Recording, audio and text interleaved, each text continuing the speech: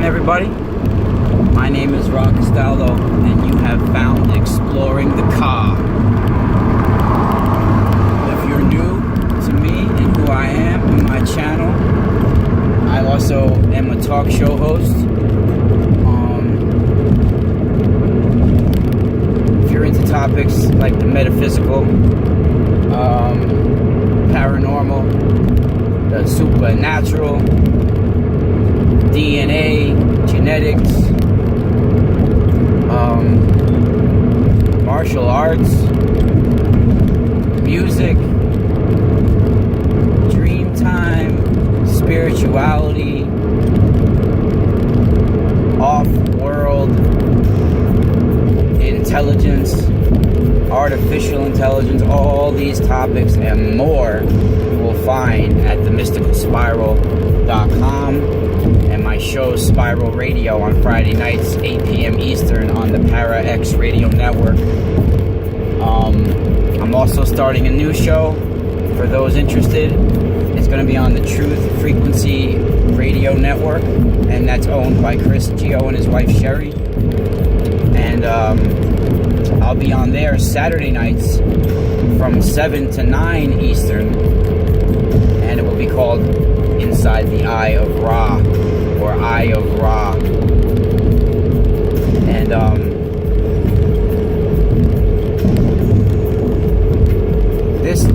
what I'm discussing this morning, I guess it could be put into several of my playlists. That's why I have a lot of different playlist topics, but in reality they all merge together. They are all under the same category. They all merge. So this topic can be considered part of my Naga files, my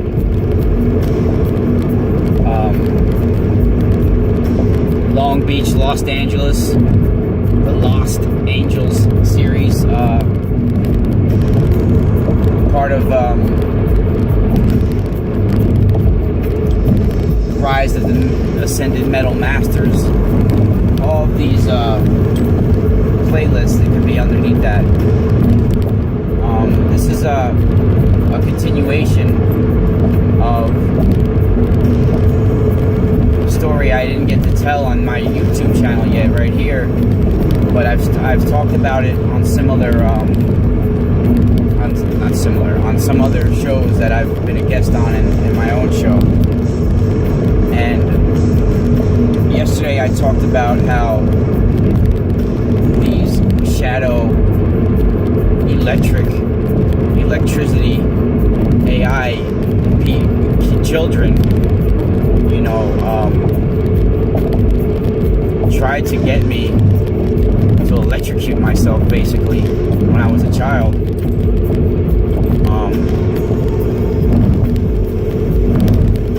The funny thing is, though, I went to school with this kid named Jason Rothman. We weren't friends, we weren't enemies. We just knew each other. We went to the same school together, and he was like a grade older than me or something. Like when I was in 6th grade, he was like in either 7th or 8th, and we're talking in the 80s now.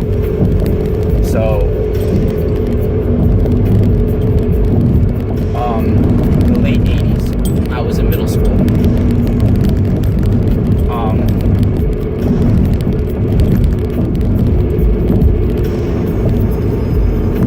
This kid had a scar. He had a very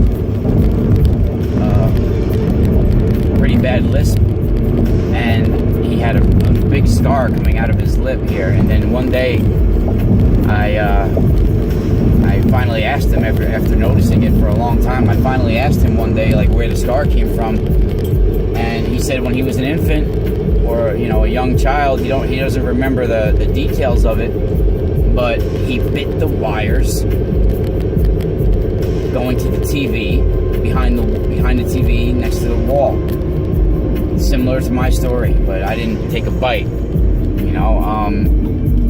When he said that, I had forgotten, my little encounters when I was a kid in 1st grade for a few years. It had out of sight, out of mind. You know, it had slipped my mind for a while. And then when I saw his scar and he told me about biting the wires, it all came back to me in like in recall and blinking recollections. Like right on the spot, I started like remembering when I was a kid. I didn't ask him if he had similar experiences with these children because I didn't want to sound crazy.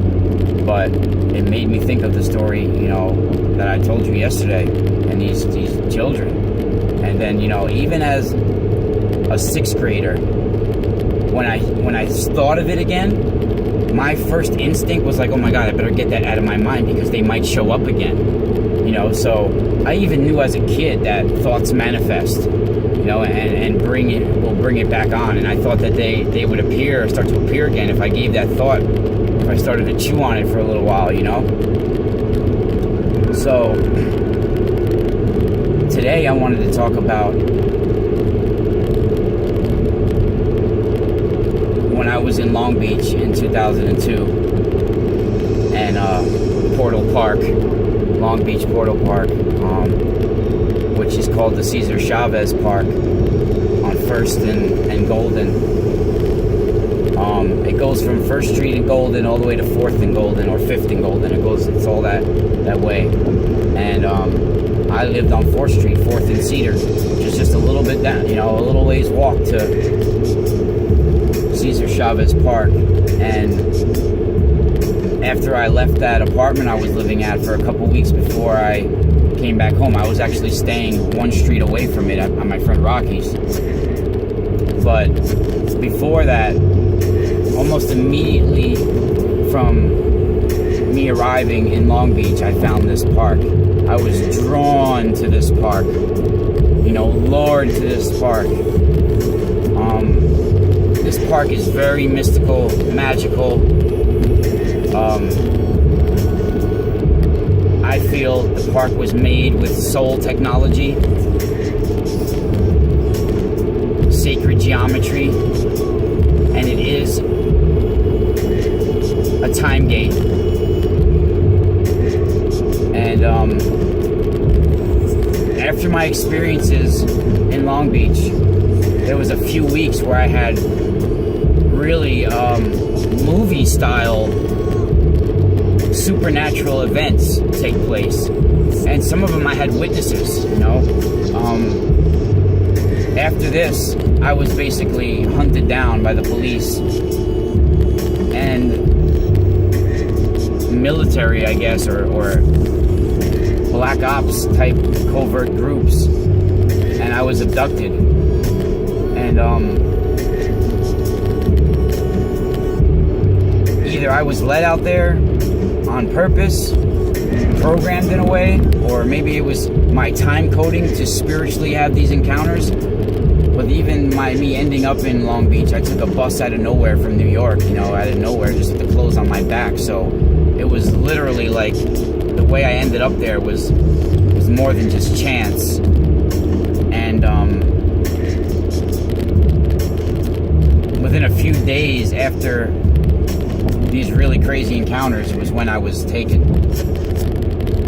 And this Cesar Chavez Park, first of all, is the amphitheater is made in the Fibonacci spiral you can see from Google Earth. There's all types of cards painted on the benches from the Loteria. The Loteria is like a Mexican life lottery game, almost like tarot cards. They have like El Corazon, they'll have the hand with the eye in it, all mermaids, all these different cards it's like tarot cards. And the Loteria is very popular on the West Coast with children and Mexican children, and they have these painted on some of the benches in the park, and definitely around the benches surrounding what I call now the Dragons Labyrinth. I have a Google Earth bird's eye view of this park that I can post for you guys as well. I have it posted on, I think you can find it through my website somewhere. You can definitely find it through the Cosmic Switchboard, my friend James Bartley's website. When I was a guest on his show, he posted the picture of that alongside with the MP3 and the YouTube video of that show.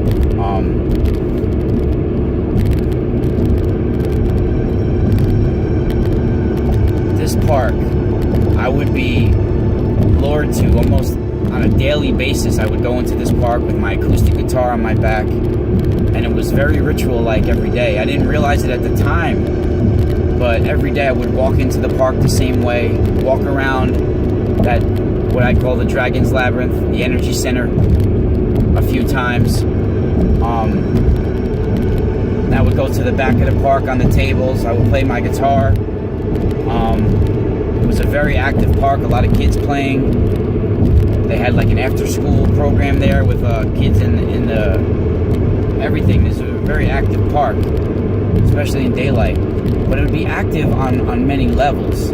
There would be upper-class people there, but then there would be these wandering souls that would just walk into the park, homeless people, you know, and all these people that looked like they were almost like drawn to the park. They would fall asleep on the grassy hill, you know, on the park, in the back of the park, and it was just a very awkward mix of people at this park.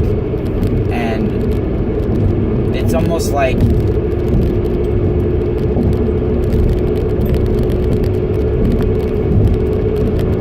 things in this park would change locations.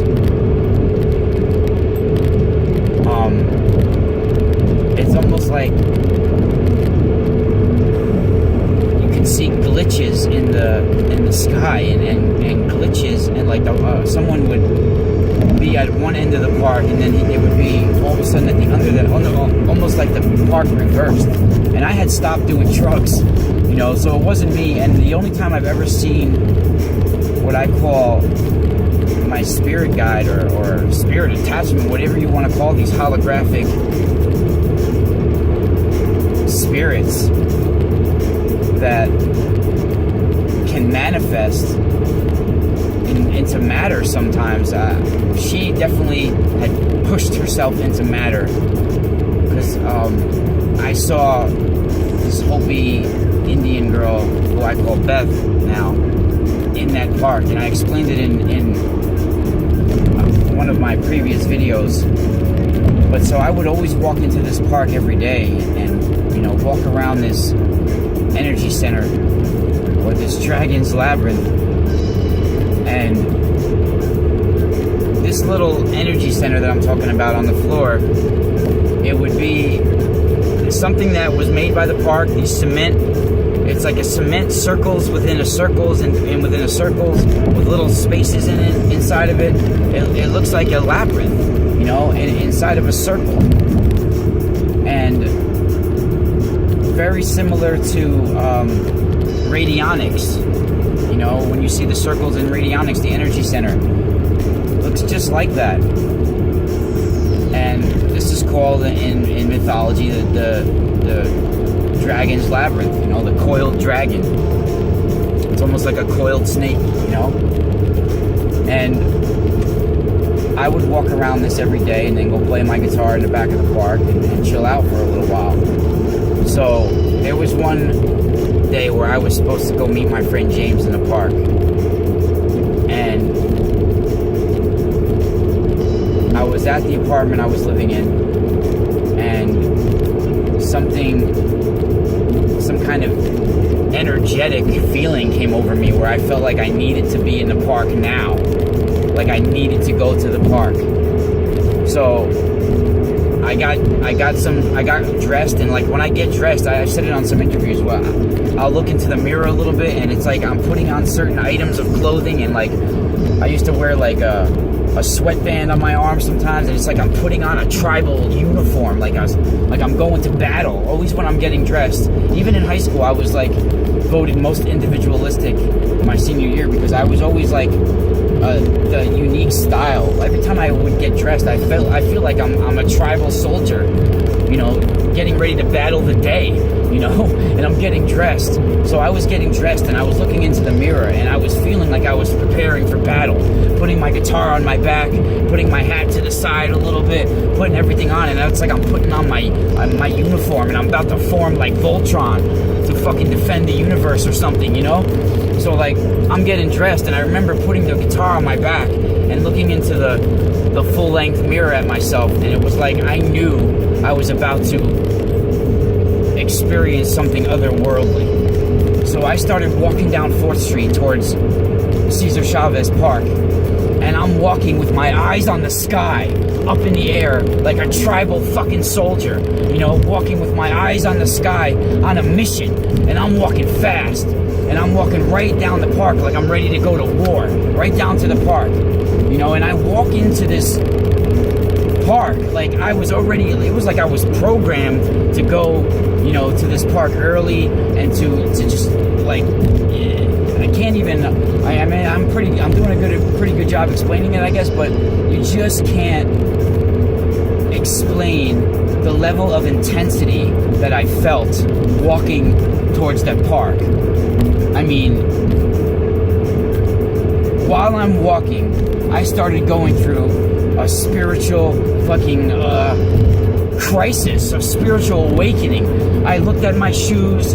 I was like, oh my God, and this ends up being very important, this part. I looked at my shoes. I was like, oh, these are my friend James's sneakers. He gave these to me, or somebody gave these to me. I didn't even earn these sneakers. I kicked them off my feet, so I was shoeless. You know, I had no socks on. I looked at my pants, and I was like, oh my God, these aren't my pants. I don't even know where I got these pants from. I took them from somebody's house I was chilling at, right? So I took off my pants, and I was just I had basketball shorts on underneath. So I was just in my basketball shorts, like gym shorts, and I threw my pants off. And all this shit are clues that later on, you know, start to make more sense out of what the hell happened. I look at my shirt. I got pissed off about my shirt. You know, I was like, I didn't earn this shirt. I started tripping on everything, so I took off my shirt. I was basically just in my gym shorts and nothing else as I'm walking and getting into the entrance of the park now. So as I enter the park, my eyes were straight on that energy center, that Dragons Labyrinth. And I walked into that circle, and like every day that I go there, I walked it around a certain amount of times. I don't know if it was 3 times or a certain amount of times I would walk around it. Like subconsciously, I was doing this for a long time, for months. You know, so I walked around that circle a few times. And then as I'm walking around that circle, I could feel like things slowing down a little bit, and that sound, and I could feel it, and I could almost see particles in the air slowing down a little bit for me, and I like kind of was like walking myself out of it a little bit, and I was just about to leave the circle, and I can see a little bit of ways from me towards the back of the park. Something appeared within the air, more like it was like a mirror, but in the shape of an ankh. It was the same as the air, but it was like an outline in the air, almost like almost like it was water in a way, in the air. Like, looked like it was some type of watery substance that was in the air unzipped in a way, and it was there, and it was in the shape of an ankh. But it had the loop, the same size as my head, the same height as my head, arms out for arms, and the legs, and a base, like in the base. And I just knew that it was meant for me. It was the size of me. I was supposed to walk into it with my arms out, you know, all of that. And I don't know how long I stared at it or how fast I walked to it, but in no time at all, I was right in front of it.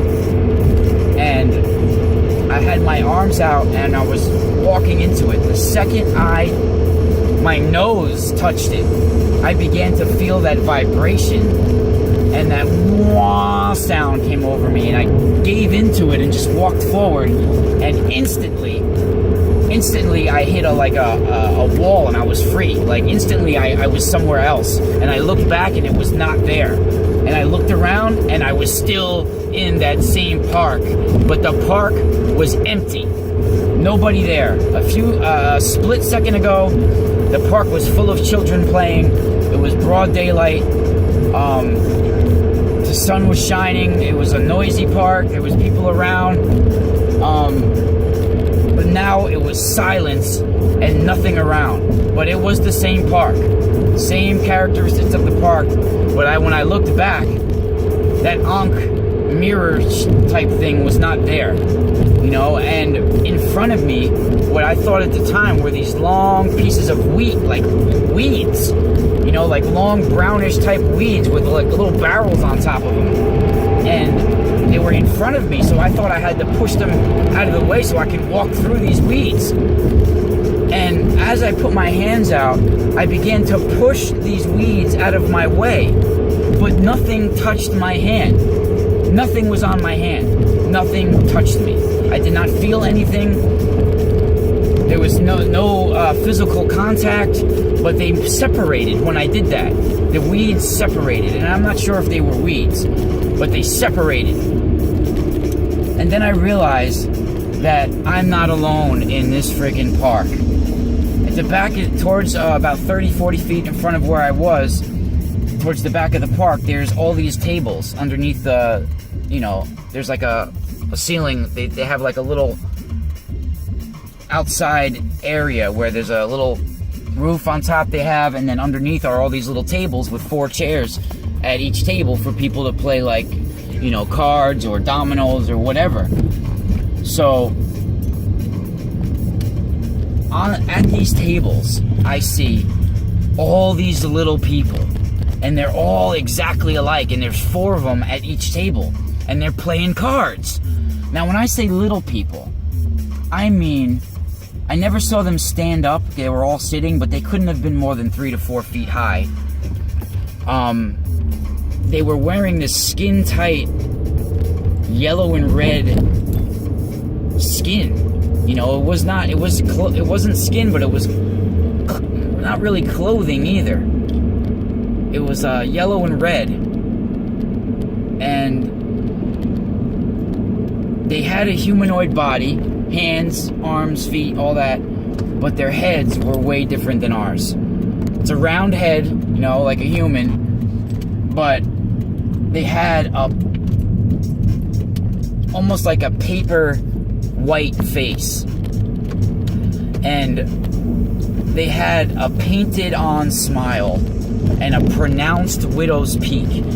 They looked like almost like little Eddie Munsters or little Dave Navarros or something, you know. Very creepy painted on smile that didn't move. And they had these little, not horns, but these little nubs over their eyes, like in their eyebrow area. Over their eyebrow, there was these little nubs. And it's weird, because as I was passing each table, like in slow motion, they were turning at me, and they had this evil painted on. It was very ominous to me at the time. That smile was very painted on. And I'm seeing that they're playing cards. So I'm walking up to one of the tables as 4 of them are playing cards, and I can see on the cards I looked into one card that the one little person had, and I think these are the Fae, you know, these hologram type beings, and I was in an alternate dimension of that park, and I looked into the card of one of these little guys, and it was a diamond outlined in red. Just a big diamond outlined in red on the card. And in the middle was a story taking place. And I started seeing things about my life inside of that diamond. And then I heard in my head, it's not all about you. It's not all about you. And then I started muttering, it's not all about me. It's not all about me. And then I look back into the card, into the diamond, and I see dinosaurs clashing. And as they're clashing, the world is burning. It's like the end of the world, and they're fighting each other instead of helping each other. And then I see the world with flooding and burning, and then humans, and instead of helping each other, they're looting stores and walking around like madmen and fighting each other and killing one another. And then all of a sudden, I snap back out of it, and I look around, and the park is full with kids again.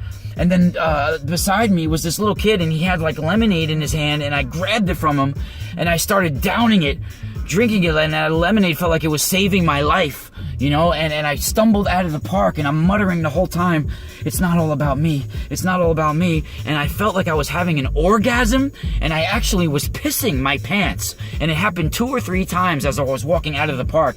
I felt orgasmic, like I was actually having an orgasm, and it was actually piss coming out. So I went into the alleyway behind the park, and I got down on the ground, and I was holding my knees and like kind of shivering now, and I was muttering to myself, it's not all about me, it's not all about me. And then my friend James comes by, and he goes, Rah, I've been looking for you for almost 2 days. You've been gone for a day and a half. You were supposed to meet me in this park a day and a half ago. And I'm like, what? I've been gone 5 minutes. What are you talking about? And he's like, look at you. You look like shit. My face was all sunken in. You know, I looked like I hadn't eaten in a couple days. So, you know, there's so much to go into about this story, but I got to go back into work. And this was my experience with the Dragons Labyrinth, an alternate dimension, an alternate timeline and time gate, I think. And these beings are AI, what we call the Fae, that give us spiritual encounters and can also divert you off your spiritual path. If someone's filled with misery, they can transport you to another realm where you could be king at a price for your spirit, energy, and soul. I gotta see you later, next time, and I gotta go back into work right now, or into work, not back in, but start my day. And you know, just talking about that got me really amped up. We gotta go, and no, we gotta go. I gotta go. Spiral out.